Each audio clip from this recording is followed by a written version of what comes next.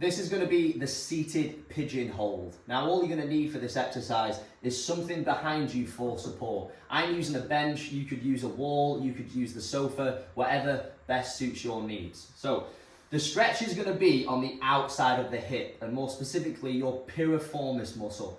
Okay, so you're going to start by making sure what you're using is nice and sturdy. Okay, you're going to have your legs out in front of you. I'm going to stretch my left hip first. So what I'm going to do is I'm going to tuck this left leg onto the quad. Okay, now if you feel a stretch on the outside of this hip in this position, that is where you're going to hold it. It is unlikely, but if you really are tight here, you possibly could.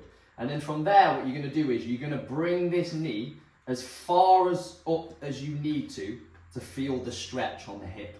And from there, we're just going to hold it in this position.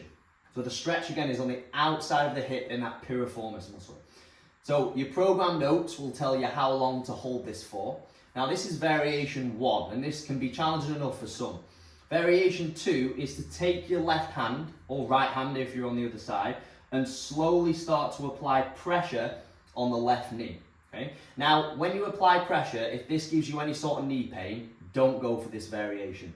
But what you're going to do is, and this will again be enlisted on the program notes, is you're going to drive your left hand into that knee, which will accentuate the stretch here. You're going to drive that in for 5 to 10 seconds, and then you'll relax. You'll take a big deep breath, and on the breath out, you're going to try and tuck yourself in that bit further, and you'll perform that for the prescribed amount of repetitions on the program notes.